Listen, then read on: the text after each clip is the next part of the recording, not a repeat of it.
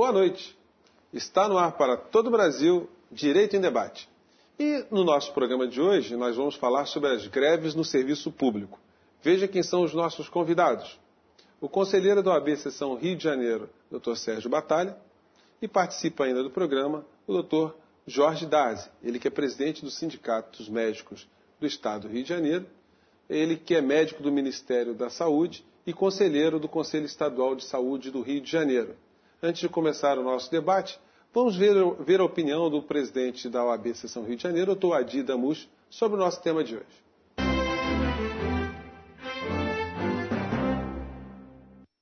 A nossa Constituição assegura o direito de greve, inclusive para os servidores públicos, embora exija regulamentação. Essa regulamentação nunca aconteceu e as greves no serviço público acontecem de tempos em tempos, inclusive em alguns momentos prejudicando a vida da população. E é exatamente essa questão que merece ser debatida. Até onde vai o direito de greve do servidor público e até onde vão as obrigações do servidor público no sentido de bem atender a população? Nós sabemos, greve dos médicos penaliza a população, greve de transporte penaliza a população, greve dos auditores penaliza a população.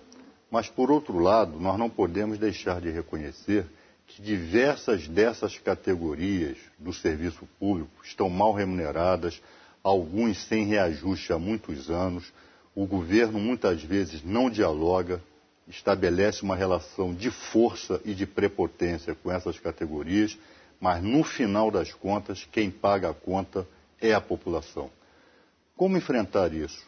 De que forma poderíamos aperfeiçoar a nossa legislação no sentido de assegurar direitos desses servidores e, ao mesmo tempo, não fazer com que a população seja penalizada com essas paralisações? É isso que os nossos debatedores vão discutir na noite de hoje. Bom, pegando essa fala do Dr. Adi, eu passo aqui a fala para o Dr. Sérgio Batalha. Dr. Sérgio, é um dilema complicado, né? Porque como é que você garante o direito à greve sem que os efeitos dessa greve atinjam, sobretudo, a população? Bom, Júnior, eu acho que a primeira questão que eu acho que deve ser enfrentada foi o que o Dr. Adi colocou muito bem. Não existe uma regulamentação para o direito de greve.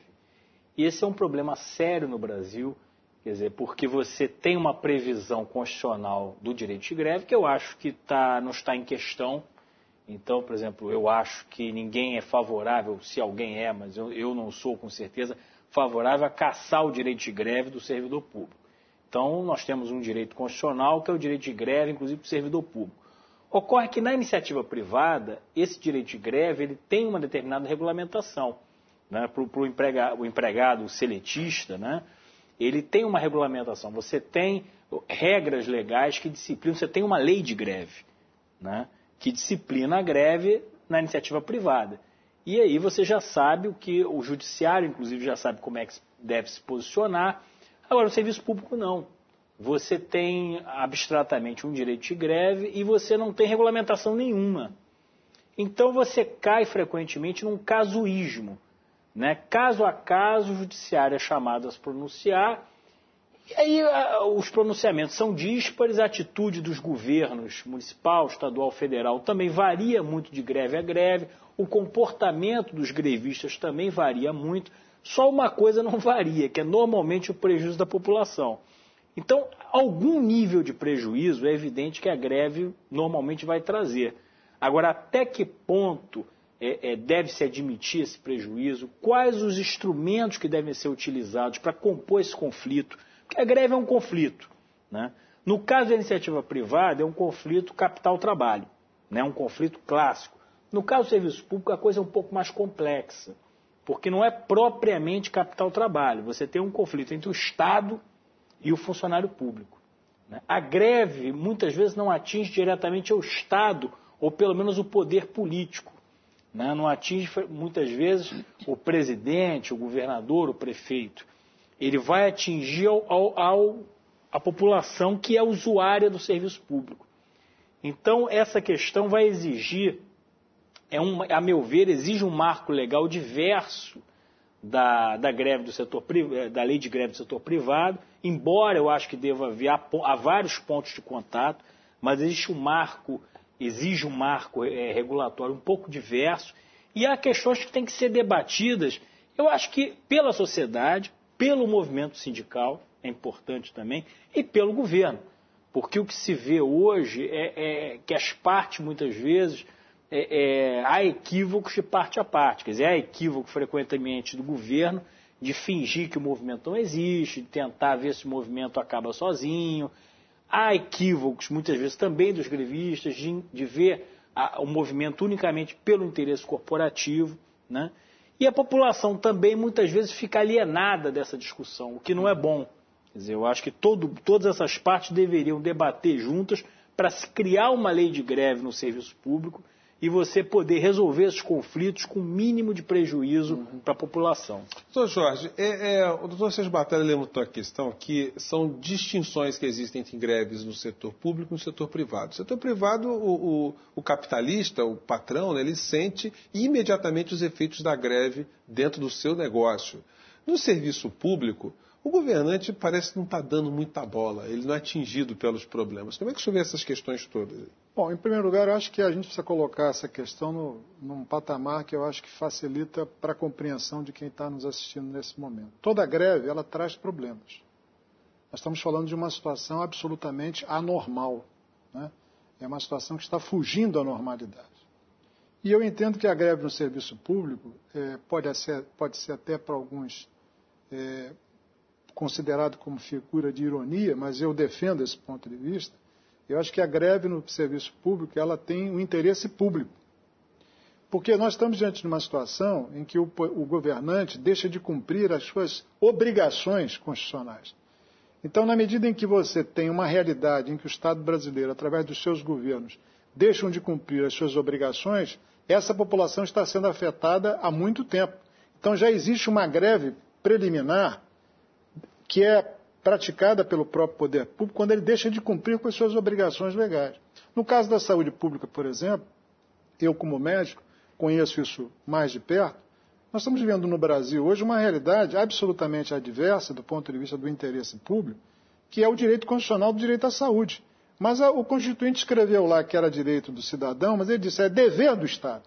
E, no entanto, o que a gente observa no Brasil é que esse dever geralmente é relegado a um plano secundário. E, na medida em que a população fica sem o direito à saúde, sem ter a garantia de ter acesso à saúde, essa população fica desassistida, sofre as consequências dessa omissão do poder público, né? E essa omissão do poder público acaba levando, inclusive, algumas pessoas à morte. Então, eu entendo até que ocorre nessa situação, por exemplo, na área da saúde, uma certa prática do genocídio, porque há uma situação criminosa em curso, porque o direito constitucional do direito à saúde é negado.